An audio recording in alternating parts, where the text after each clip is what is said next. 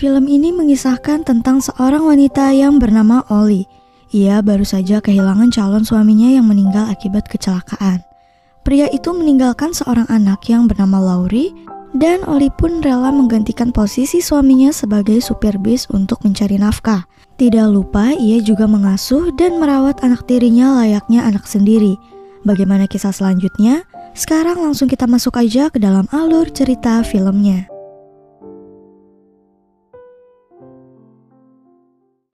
Film ini dimulai dari suasana sebuah malam yang sunyi di sebuah terminal angkutan dalam kota, di mana malam itu hujan lebat turun dengan amat derasnya, dan seorang perempuan yang bernama Ollie terlihat sedang menenteng sebuah tas belanjaan, dan wajahnya menunjukkan kecemasan sekaligus kegembiraan menunggu seseorang yang datang. Rupanya Ollie ini sedang menunggu pacarnya, yaitu Liang Man, yang tak lain adalah seorang pengemudi angkutan dalam kota. Beberapa angkutan tampak lalu lalang keluar dari terminal dan salah satunya menawarkan Ollie untuk turut serta. Karena tak kunjung tiba di terminal, Ollie pun mencoba menghubungi Liang Man melalui telepon, namun terdengar pesan suara di ujung sana yang meminta Ollie meninggalkan pesan karena yang bersangkutan sedang tidak dapat menerima panggilan saat itu.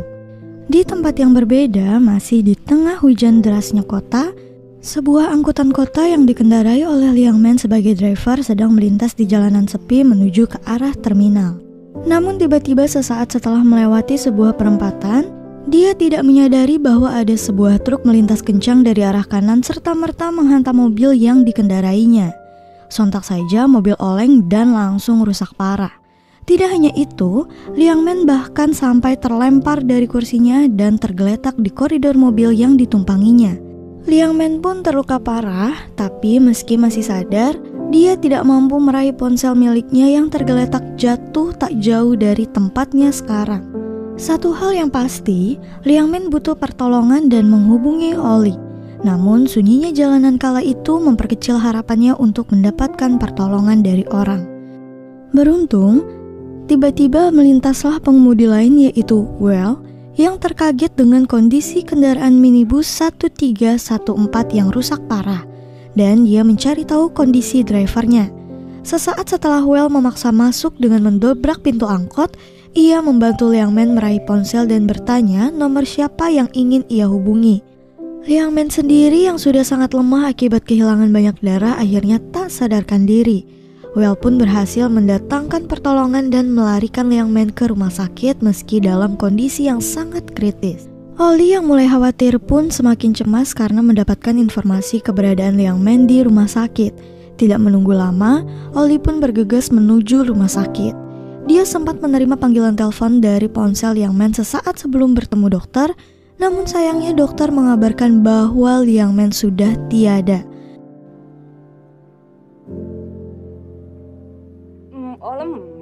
Meski dokter sudah berupaya semaksimal mungkin, Ollie pun di sana langsung histeris karena dia yakin panggilan ponsel sebelumnya adalah panggilan dari Liang Man sendiri.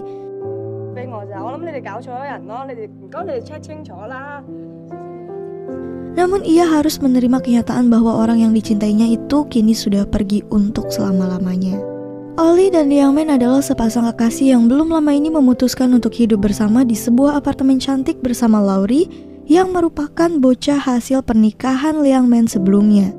Ollie mampu menerima keadaan Liang Man yang tidak hanya seorang duda, namun juga pekerja dengan pendapatan harian sebagai supir angkot. Liang Man adalah pribadi yang hangat, dan karena kadar cinta mereka sudah memuncak, mereka pun sudah merencanakan pernikahan. Tapi apa daya, nasib buruk menimpa perjalanan mereka berdua. Selepas kepergian Liang Man, Ollie bertekad untuk membesarkan Laurie seorang diri. Dia sudah berusaha tegar dengan merawat Laurie layaknya seperti anak sendiri. Namun kesedihan yang amat sangat dirasakannya membuat tingkah laku Ollie terasa aneh bagi orang kebanyakan. Ollie membatalkan semua janji pengurus pernikahan, membatalkan kontrak bridal, dan semua persiapan pakaian pernikahan juga dengan terpaksa dibawanya pulang. Ollie benar-benar bagai perempuan linglung yang sudah tidak tahu apa yang harus ia lakukan. Di dalam taksi yang membawanya pulang ke apartemen, Ollie tiba-tiba mendapatkan panggilan telepon dari ibunya yang menanyakan perihal janji makan malam nanti. Ya, untuk merayakan kepindahan Ollie ke apartemen baru dan persiapan pernikahan. Oli dan Liang Men memang mengundang seluruh keluarga mereka untuk makan malam hari itu. Namun dengan lirih, Oli hanya menjelaskan bahwa Liang Men sudah tiada. Sontak saja Ibu Oli serta merta menanyakan keberadaannya saat itu dan menghampirinya dengan segera.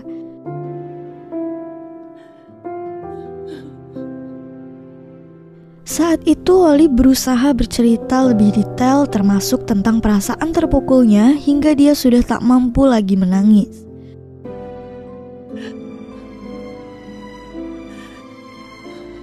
Keesokan harinya, upacara pemakaman termasuk kremasi Liang Men dilakukan.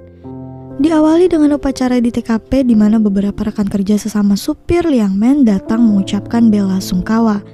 Well juga tidak lupa mengembalikan satu-satunya kenangan Liang Men yaitu ponsel yang masih dipegangnya hingga peletakan guci abu Liang Men di peristirahatan terakhirnya.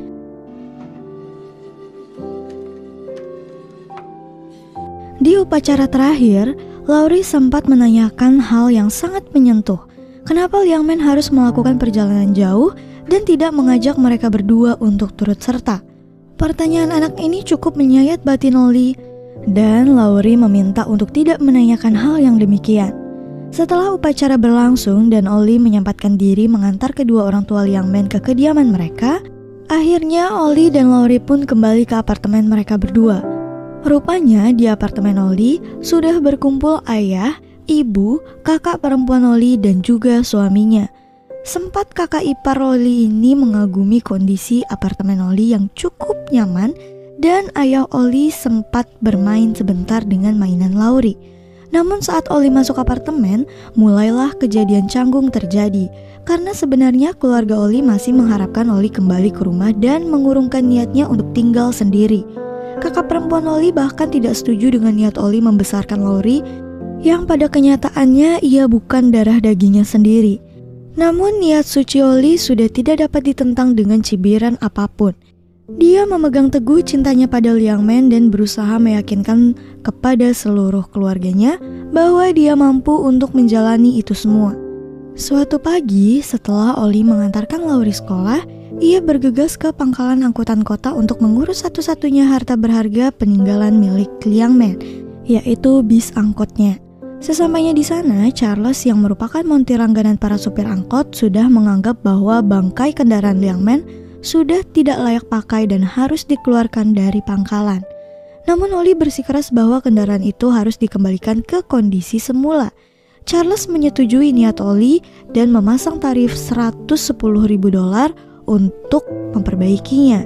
Namun ia tidak punya uang sebanyak itu dan berusaha menawar di angka 80.000. Upaya Oli itu didorong oleh Well yang memberinya petunjuk dari balik kemudi sesaat sebelum Well berangkat setelah saling ngotot antara Oli dan Charles. Namun akhirnya mereka berdua sepakat dengan harga $80.000. Sebelum direstorasi, Oli menyempatkan diri bernostalgia dengan Liang Men di balik kemudi.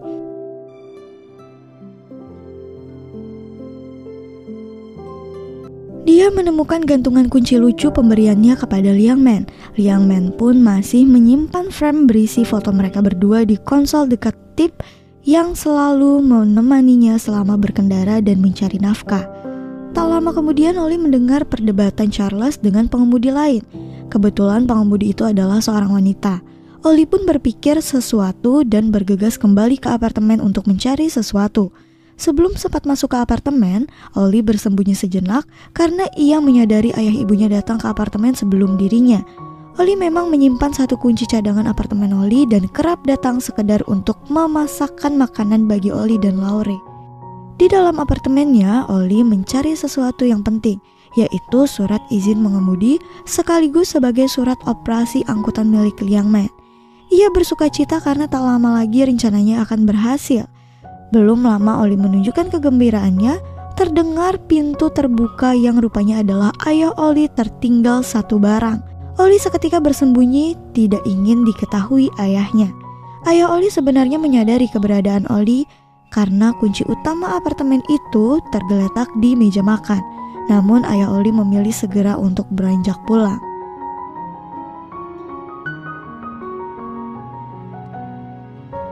Setelah restorasi kendaraan 1413 selesai dengan sempurna, Ollie pun langsung segera ke terminal setelah sebelumnya mengantarkan Laurie berangkat sekolah.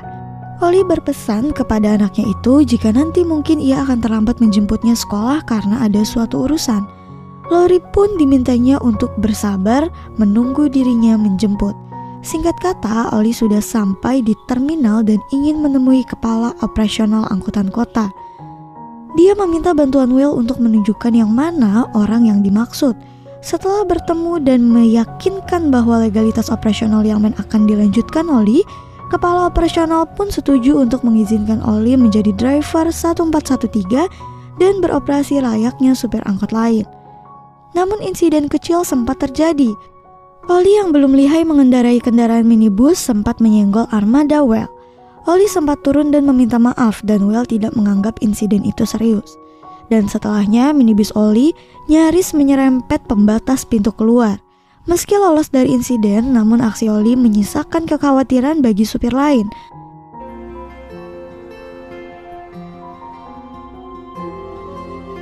Hari itu Ollie mencoba menyesuaikan diri dulu dengan menyusuri trayek perjalanan yang sudah ditentukan. Karena masih sangat awam, Ollie berkendara sangat lambat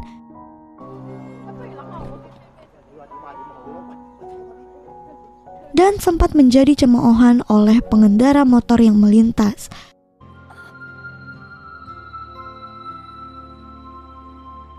Tak hanya itu, Ollie mendapatkan bully pertamanya saat ia memutuskan untuk menunggu penumpang di suatu pemberhentian.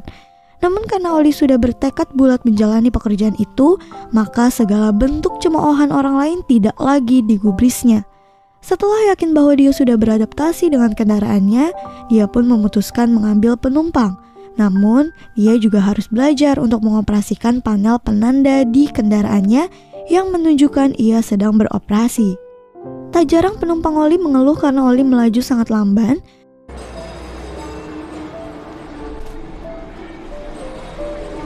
Tidak hanya itu, di dunia angkutan kota seperti Ollie adalah dunia yang sangat keras. Serobot antar armada dan juga taksi kota menjadi hal yang awam terjadi. Apapun itu, Ollie harus beradaptasi dengan keadaan. Ollie adalah supir angkot yang lebih banyak menyampaikan permohonan maaf daripada mendapatkan pujian atas layanannya. Di hari yang lain, di mana Ollie sudah terbiasa mengambil penumpang, masalah lain pun datang, yaitu ketika Ollie melewati batas marka saat menurunkan penumpang. Tak pelak, seorang polisi lalu lintas pun menilang Ollie sesuai aturan yang ada. Ollie makin terjepit karena denda tilang, artinya pengeluaran tambahan baginya.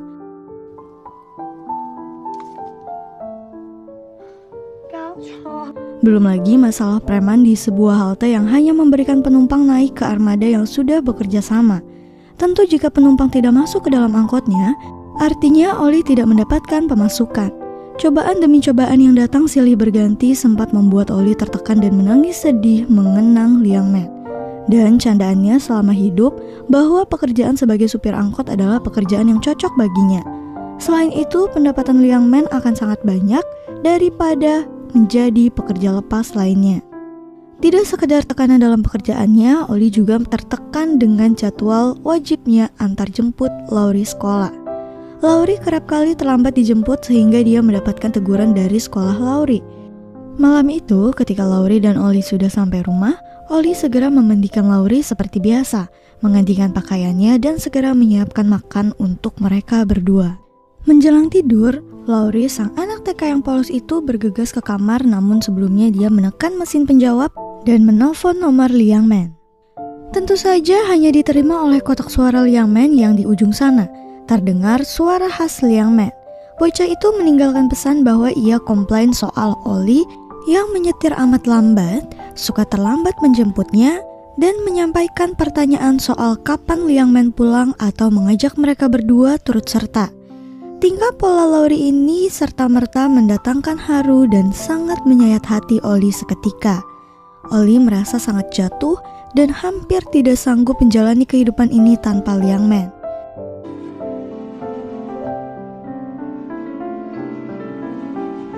Keesokan harinya, Ollie datang ke terminal setelah sebelumnya mengantarkan Laurie ke sekolah.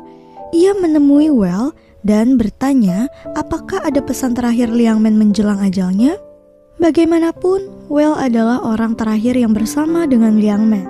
Well berpikir keras dan akhirnya berujar bahwa Liang Men meminta Oli untuk tegar dan meminta maaf karena tidak mampu memenuhi janji untuk bersama Oli lebih lama lagi.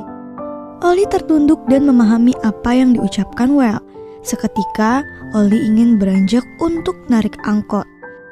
Well bertanya, apakah Oli sudah mampu menjalankan angkot untuk mencukupi kebutuhannya? Oli dengan lirih menjawab bahwa dirinya masih mampu untuk belajar dan beradaptasi.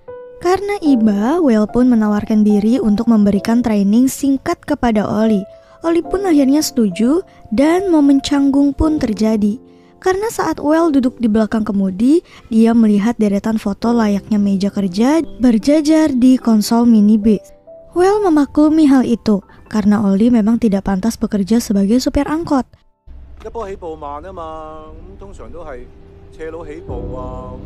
Hari itu Well menunjukkan bagaimana berkemudi angkot yang proper, mulai dari bagaimana mengambil penumpang, memacu, dan mengerem kendaraan yang tidak mendatangkan komplain, beradu dengan taksi, sampai trik menghindari polisi lalu lintas supaya tidak kena tilang.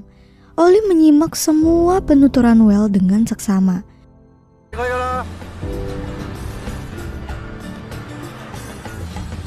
Namun, saat mereka sudah sampai di terminal pemberhentian dan asik menghitung pendapatan, Oli terkejut karena ini adalah waktunya untuk menjemput Laure. Well menawarkan diri untuk mengantarnya dan memutuskan bahwa dirinya hari ini libur. Sesampainya di sekolah, Laure sudah menunggu di luar sekolah. Segera mereka berdua menjemput dan mengantarkan Holly bersama dengan Laure kembali pulang. Sebelum membuka pintu apartemen, Oli dikejutkan oleh kedatangan putri pemilik apartemen untuk menagih sewa yang sudah tertunggak. Tentu, Well mendengar semua pembicaraan mereka. Well juga sempat memeriksa dapur Oli yang hanya tersedia beberapa stok makanan instan. Well sempat terenyuh dengan kondisi keluarga itu. Namun, Oli yang agak canggung meyakinkan Well bahwa kondisi mereka baik-baik saja. Well menyarankan kepada Oli supaya dirinya mempertimbangkan untuk mempercayakan armadanya kepada driver lain dan memberikan target setoran setiap harinya. Well memberikan saran itu, dengan demikian Oli tetap bisa mendapatkan penghasilan sementara dan dirinya fokus untuk merawat Laure. Oli bergeming dan setuju dengan saran Well saat itu. Keesokan harinya, Well menawarkan seorang pengemudi lepas kepada Oli. Meski Oli agak ragu kepada driver itu, namun demi menjaga niat baik Well, dirinya memberikan kepercayaan dengan catatan bahwa dirinya memberikan tantangan dan tidak bersifat permanen. Will menyadari keraguan Oli dan menyerahkan keputusan kepada Oli. Benar saja, hanya beberapa hari berselang, Oli kembali terlihat narik angkot lagi dan meyakinkan Well bahwa penghasilannya lebih baik jika dirinya yang narik angkot sendiri. Well bisa menerima ungkapan Oli itu. Well sangat respect dengan usaha Oli, terutama soal pengasuhan Laure.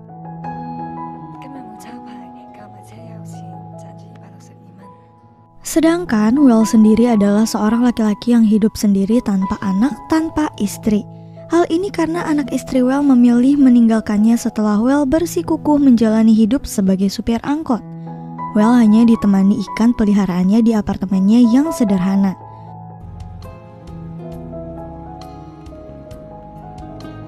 Well akhirnya memutuskan untuk mensupport Oli ketika dirinya kesulitan. Pada suatu siang, Oli yang baru sampai terminal pelabuhan menelpon Well yang masih di terminal kota. Oli meminta bantuan Well untuk menjemput Laure di sekolah. Well setuju dan segera meminta semua penumpangnya turun dan berganti angkot untuk segera menjemput Laure. Setibanya di sekolah, Well segera menghampiri Laure dan mengajaknya untuk pulang. Namun seketika Well dihentikan guru Laure yang menyampaikan bahwa SPP Laure harus segera dilunasi. Well yang mulai paham kesulitan Oli, akhirnya ia melunasi semua tunggakan sekolah Laure dan mengantarnya pulang. Kondisi Oli yang carut-marut ini berusaha dibenahi oleh Well dengan tanpa mengharap balasan apapun. Sebelum sampai ke rumah, Well juga menyempatkan berbelanja beberapa kebutuhan untuk apartemen Oli termasuk bahan makanan. Tak beberapa lama Oli pun datang dan sangat berterima kasih kepada Well atas bantuannya. Oli juga menyampaikan bahwa dirinya kelak akan mengembalikan semua pengeluaran Well buat dirinya dan Laurie.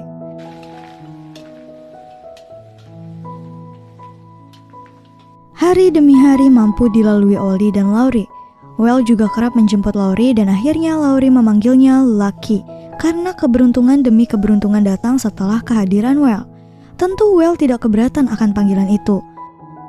Sampai suatu hari Laurie demam dan jatuh sakit. Meski mampu memberikan perawatan dokter dengan baik, namun yang pasti kondisi itu memperparah pengeluaran Oli sedangkan pemasukan mereka tidak pasti.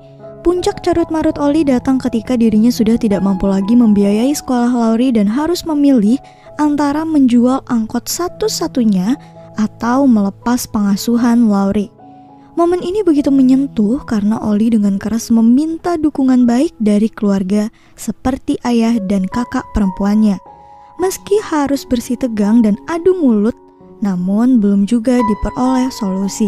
Oli bahkan tidak malu meminta bantuan ibu kandung Oli dan meletakkan harga dirinya ke titik paling rendah. Namun ibu Laurie pun tidak bersedia untuk membantunya.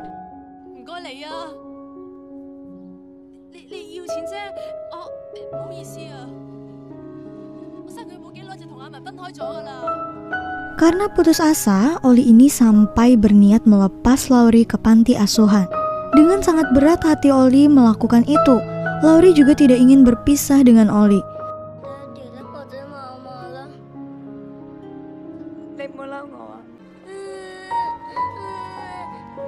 Sampai akhirnya Well turun tangan dan meminta Oli untuk melepaskan Laurie menjadi pengasuhnya.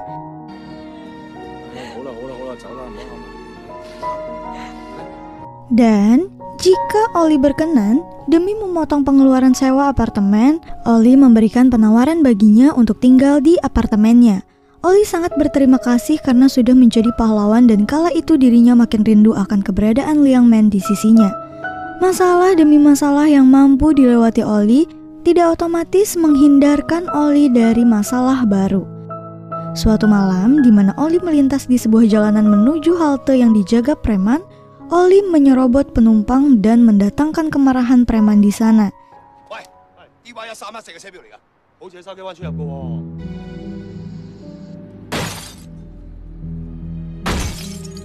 Jelas saja, keesokan harinya minibus Oli dirusak dan Oli yang tidak terima berniat akan menuntut balas.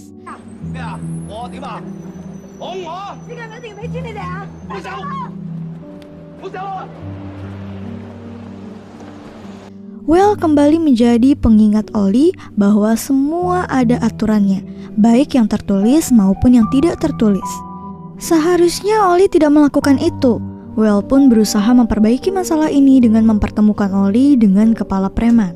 Kepala preman yang ditemui malam itu sedang berada di acara ulang tahun cucunya. Ia sempat menolak damai dan menolak memberikan bea perbaikan armada Oli sampai tiba suatu momen rupanya cucu kepala itu adalah anak perempuan seusia Laurie. Laurie menjadi penyelamat dan meluluhkan hati kepala preman tersebut dan masalah itu pun akhirnya selesai. Sepulang dari pertemuan itu, Will meminta Oli untuk libur sejenak dan berjanji akan mengganti sejumlah uang selama dirinya libur. Will mengajak Oli dan Laurie bermain di taman.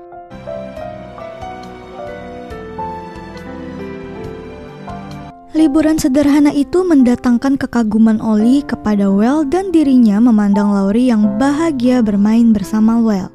Well adalah sosok sempurna bagi Laurie. Malam harinya selepas Laurie tidur, Oli memberikan ucapan terima kasih yang sangat intim kepada Well. Hari demi hari pun terus berlalu. Masalah demi masalah pun juga datang silih berganti. Dan hubungan Oli dengan keluarganya juga beranjak membaik, termasuk orang tua Oli sudah mampu berdamai dan menerima Laurie sebagai bagian dari keluarga mereka. Inilah saatnya Oli untuk berbagi dengan Well, pikir Oli saat itu. Namun di momen itu justru Well berubah menjadi seseorang yang menghindari sesuatu. Hal ini karena sebenarnya Well sangat trauma dengan keberadaan keluarga dan berniat untuk meninggalkan Oli sejauh-jauhnya.